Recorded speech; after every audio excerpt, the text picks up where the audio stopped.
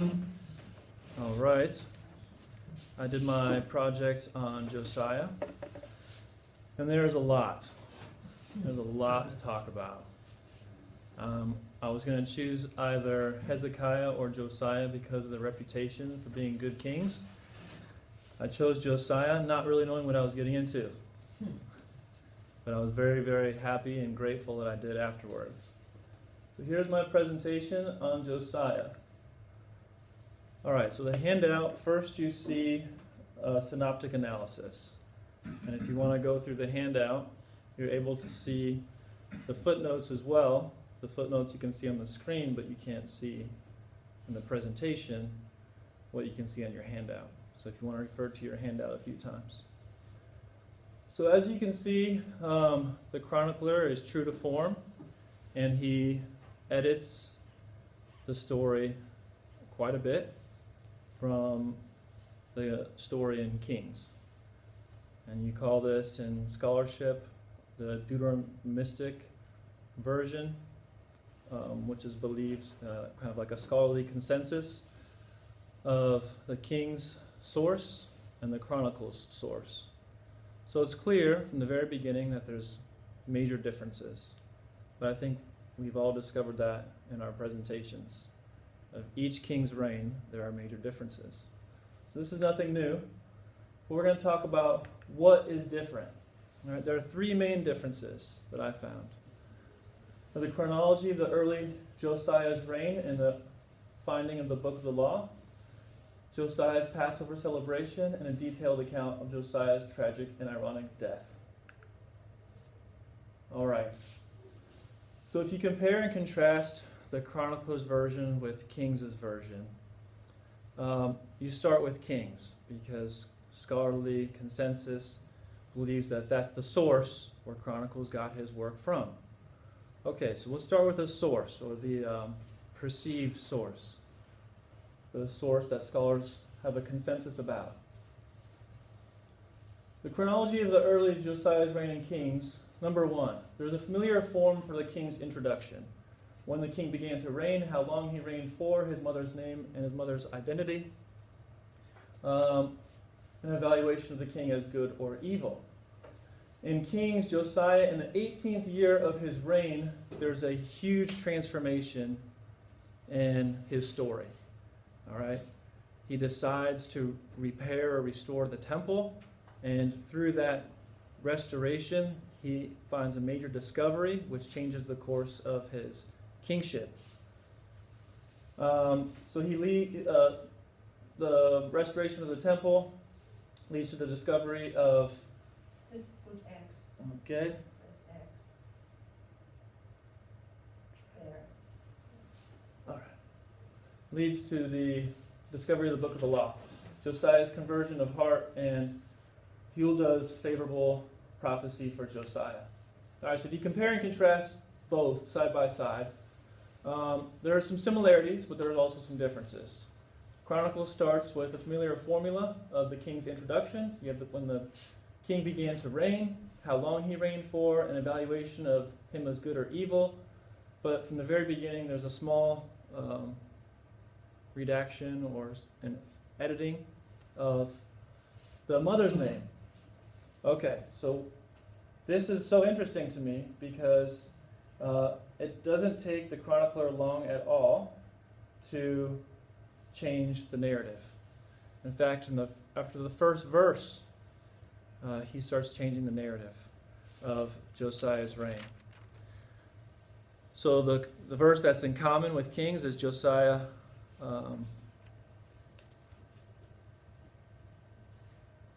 So the verse that's in common has these similarities. When the king began to reign, how long he reigned for, evaluation of good and evil. But then only in the second verse there is a shift. Josiah seeks the Lord in his 8th year of his reign. So that would make him 16 years old. He purifies the land from idols, the 12th year of his reign. There's a debated expanse of the land that he reigned over. And then he repairs the temple in the 18th year of his reign. All right, so why the major differences? The chronicler is clearly trying to solve a perceived theological problem in Kings. How is the king holy All right, in Kings, he is presented as the best king since Solomon. All right, but how is this the case if he reigns for on the 18th year of his reign, then he decides to restore the temple? So what was he doing for 18 years? Which would make him 26 years old. So the chronicler changes it. So you have Josiah seeking the Lord in the 8th year of his reign. He purifies the land, and then he repairs the temple. So he makes him holy from the beginning of his life. So there's no problem. There's no perceived theological problem anymore. All right? He was already holy. Kings, it's almost out of the blue. You have this guy named Josiah, he's reigning, and then out of the blue, he decides to restore the temple. And it's kind of like, well, what's the motivation behind it? Why did it take so long? So you have all these unsettling questions. But in Chronicles' version, it's almost as if he's being rewarded for his faithfulness from a young age. So here's the disputed land. This comes from Yigal Levin's commentary. And you have these different lines of Josiah's reign. You have a minimalist version in red. You have the intermediate version in yellow. And you have the green or maximalist version. So there's a disputed land. We're going to come back to this map because in Megiddo, this is where Josiah is killed. So this is an important map, whether or not he was inside of the reign, inside of the rule of his land, when he goes out to meet King or Pharaoh Necho. All right, so we just talked about how in verse 2, he already changes the narrative. Okay? Repair the temple the 18th year. Both Kings and Chronicles have this in common. All right? So this was very important for Jewish identity. And I think many scholars make this point well, among whom one of them is sitting with us, Professor Ristow, is that the temple is at the center of Jewish identity. The temple cult is the center of Jewish identity. And that's very important to recognize that. So Josiah, in his 18th year of his reign, saw fit to restore or repair the temple. And as he's doing so, he finds the scrolls. All right? For the kings, finding the scrolls is what transforms his heart. In Chronicles, it seems almost like a reward for his faithfulness. It's a big difference. All right, so he restores the temple. I'm skipping quite a bit because of time. I could have chosen to kind of read through my handout, but I'll just leave that up to you to read through your handout. So now I'm going to go to the second major difference, is the Passover. All right, the author of Chronicles compared to Kings. King's version of the Passover is only 3 verses, and the Chronicles version is 19. So a tremendous difference. In Kings, it's one of the many good things that he does. In Chronicles, it's a high point of the covenant renewal, and it's at the center of his reign. It's so interesting. And to be totally honest, when I chose to come to Bar Ilan, I was already interested in the idea of kingship in Israel and what role does the king have to play in the community of Israel. And I had no idea that Professor Ristow wrote his master's thesis on Josiah on this topic. And this was all news to me. So, finding that Josiah does a Passover. Kings has 3 verses, Chronicles has 19. And it's very descriptive, it's very detailed. And this comes actually from Professor Ristow's master's thesis, and he shows how there's kind of this chiasm. I just found this very interesting, very helpful.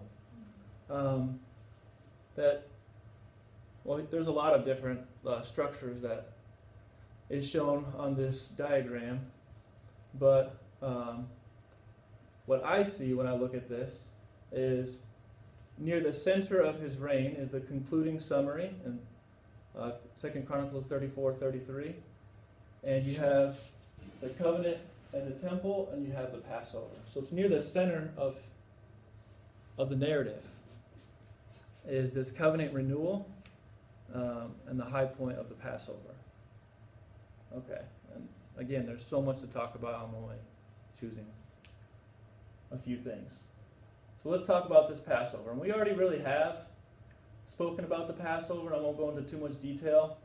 I actually went to great pains just yesterday translating as best as I could at my intermediate, if you can call that, intermediate level of Hebrew. I'm doing my best. But I was looking to see if the Masoretic text, they have this hierarchy of accents. And I was looking to see if the Masoretic text had some sort of preference of translation. And what you find is that there isn't any, is that what makes Josiah's Passover so great, in your handout, talk about a few different things. And the amount of animals that he offers, 30,000 kids, 3,000 bulls. Then the priests, Hilkiah, Zechariah, Jael, they offer animals. So the total of 37,600 kids or goats and 3,800 bulls. So besides just the sheer fact of the enormous amount of animal sacrifices made for the renewal of the covenant, is how it was done. And we've already spoken about this in class. He tries to harmonize the Torah. And in the Torah, there are two versions of how you're supposed to enact the Passover. And Exodus chapter 12, you have the offering of a lamb, and in Deuteronomy 16, in Exodus chapter 12, it talks about roasting the lamb with fire. In Deuteronomy 16, it talks about boiling the lamb. And he says they boiled the lamb in fire. So he's trying to harmonize the text. And I'd have to sit down perhaps with somebody a little bit more proficient than me, but when I looked at the Masoretic text, I didn't see anything conclusive of it favoring one version over the other. It really is just a harmonization of both. That's something that's quite extraordinary, as he perceived this theological problem. How do you have the perfect Passover? I'm going to harmonize a perceived theological problem.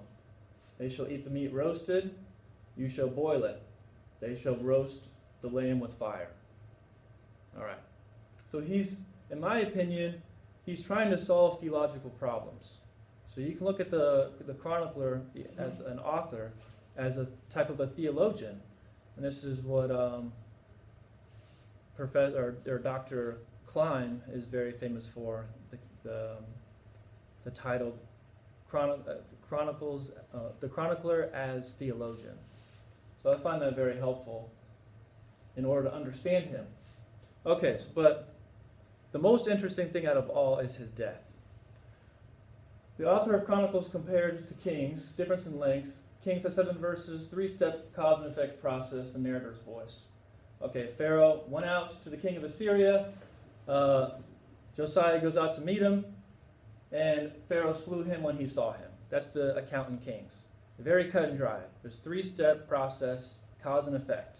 One thing led to the next. In Chronicles, it's also 7 verses, but it's a very complex process, including main character's voice. You even hear Josiah speak. This is something very different than Kings. Difference in solving a theological problem. How could the most righteous king die such a humiliating, ignominious death at the hands of a pagan king? And this is where it gets really interesting. All right, is that King says that Josiah died due to the sins of Manasseh. So it was almost like he was predestined, if you want to use that language.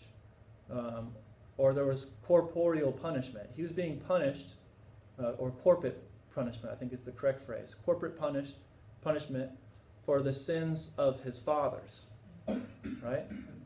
In Chronicles, he dies due to his personal sin.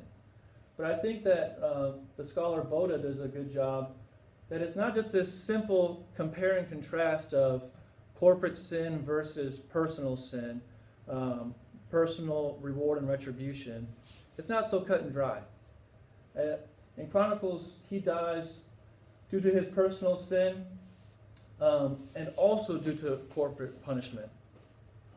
And we can talk about that more when we get to Huldah's prophecy. All right, so this is where he dies. Josiah is killed by Pharaoh Necho. And just trying to think about what exactly I should focus on to speak about, because there's so much. But I'll read you this passage. After all this, when Josiah had prepared the temple, Necho, king of Egypt, went up to fight at Carchemish on the Euphrates, and Josiah went out against him.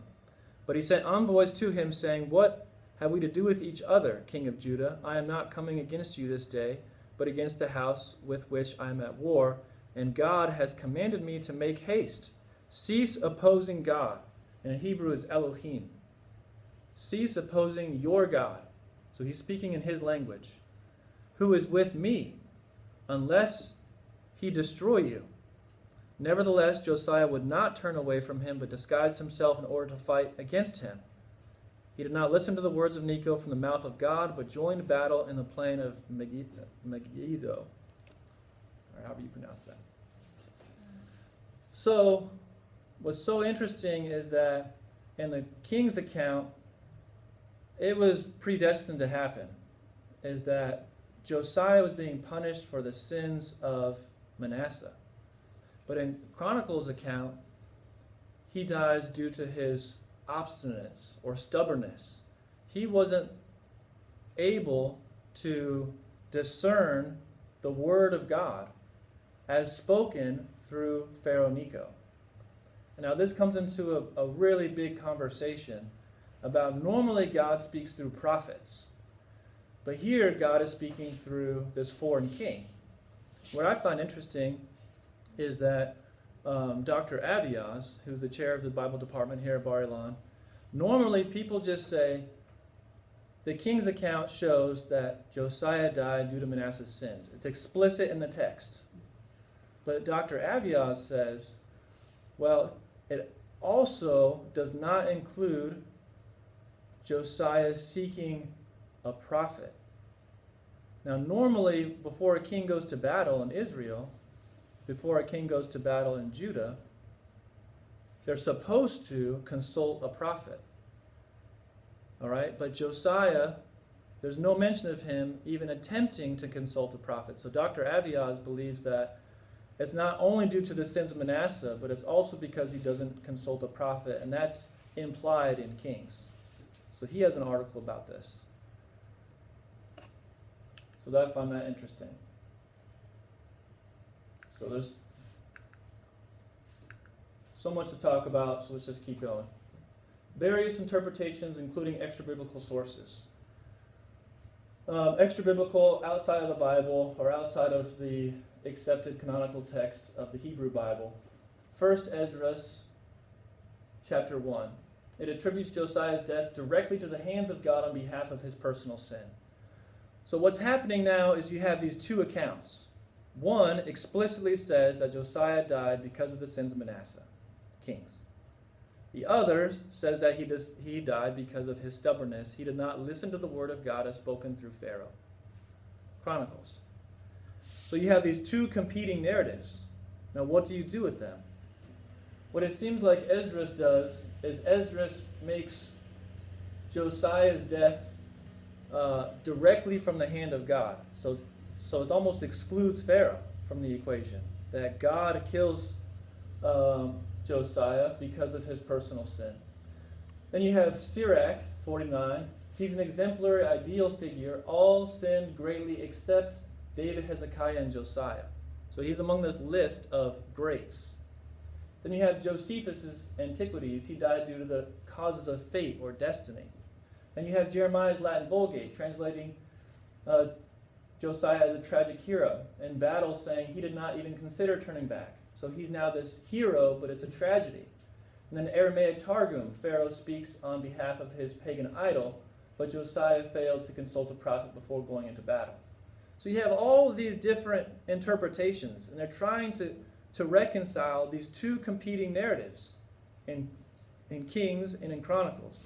How did such a good king, in the book of Kings, Josiah is the best post-Solomonic king. So after Solomon, he's the best king. How could this great king die such a humiliating, ignominious death? And they don't know how to reconcile it. There's all sorts of allusions in this story. Chronicles' use of allusion, and this is well documented, is that an allusion is a reference to something beyond it, the text. Allusion is a reference to something else, usually something that's represented in the text. So I gave you 3 articles to read. The first one, Youngberg, he argues based off of literary analysis. And I found it very interesting because he just focuses on the types, all right, how Josiah is represented. He is represented first as David. In the beginning of his life, he sought God as David. He appointed priests to their offices. He put the ark into the covenant. All right, but then there's this shift from him being represented as a type of David in 35, verse 20, the phrase, after all this, when Josiah had prepared the temple, Necho, king of Egypt, went up to fight. That's this transitional phrase, all right? And to be perfectly honest, I was very impressed with how thorough Professor Ristow's exegesis was on this, because I saw many, many insights on this phrase, after all this, how this is a transitional phrase. Then you have Josiah as a type of, it should say I was getting confused. It should say Ahab. Ahab was the evil priest? Yeah. The evil king? Yeah. So Ahab and Saul, so that's a typo right there. And that he disguised himself. All right, so he puts on some sort of disguise, and immediately this harkens the reader's imagination back To Ahab, I'm sorry. to Ahab. Yeah. Um, Compared to Ahab and Saul. correct. If disguise. Correct. So this is the typo. Is that a disguise? Number one, it means that you're trying to fool somebody that you're not who you are, and number two is that you're trying to impose your will. You're going to disguise who you are in order for you to impose your will. So Ahab disguises himself, and his disguise ends in death and battle. And there's so many similarities between Josiah and Ahaz, but there's also similarities between Josiah and Saul. Saul disguises himself in order to consult a medium, which was forbidden, according to the Torah law. And that's what we just discussed in the last presentation with Christina. In Deuteronomy, it's forbidden to seek a medium. So now first he was a type of David, but now he's being associated with these evil kings. Saul, Ahab, again that's a typo, and Josiah, they were all shot by archers. Ahab and Josiah both say, "Take me back, for I am badly wounded."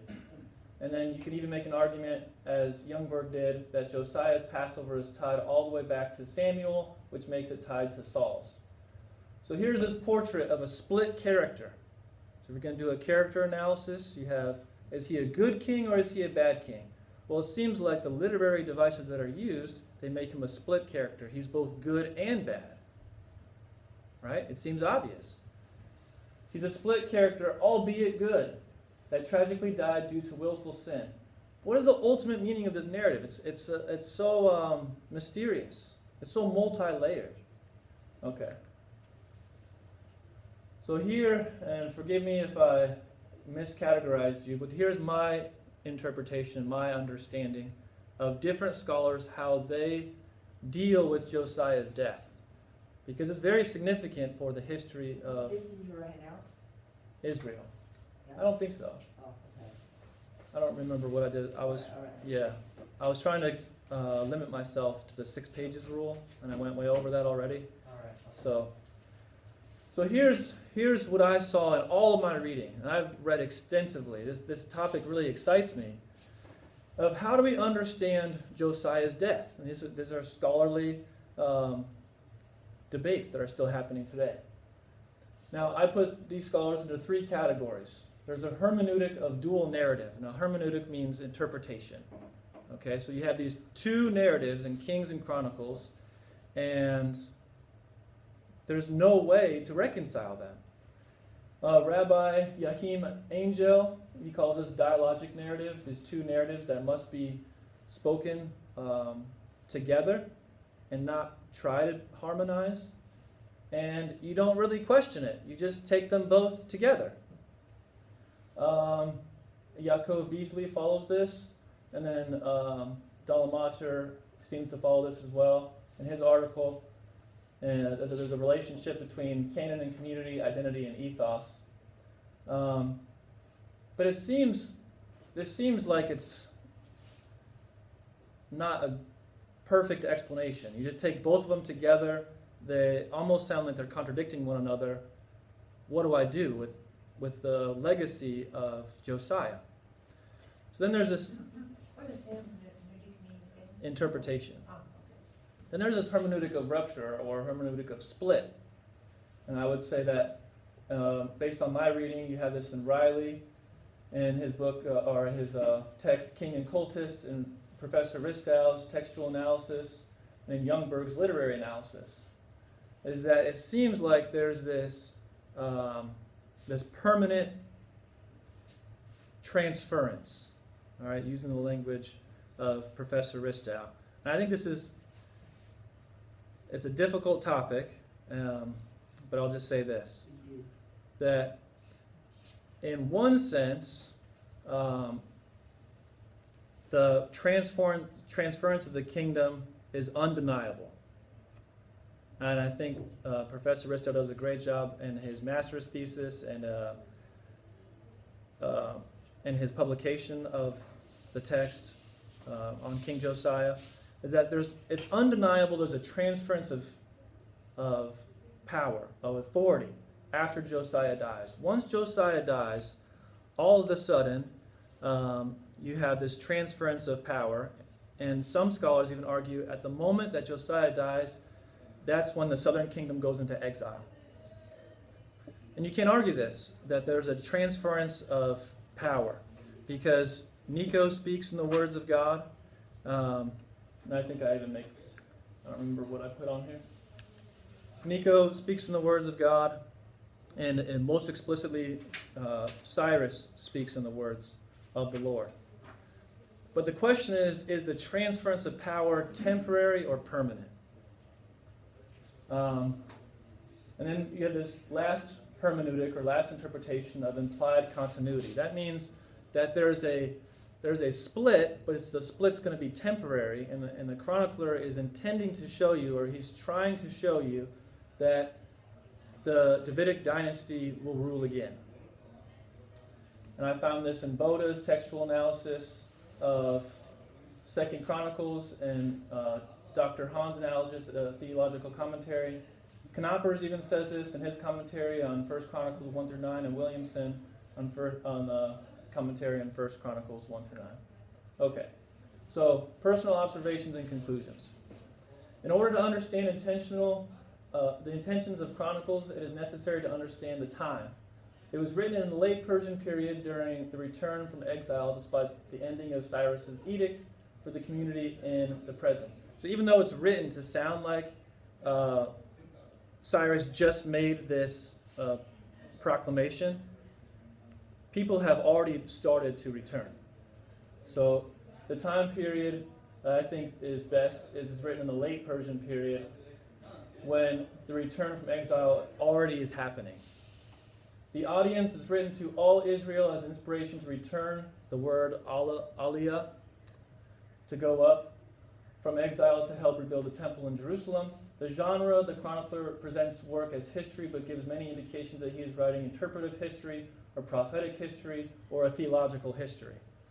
So I don't think he's trying to fool you. He's not being deceptive. Many times he's referencing kings as best as he can to show you, I'm not replacing Samuel Kings. I'm just interpreting the history of Samuel Kings for the present moment.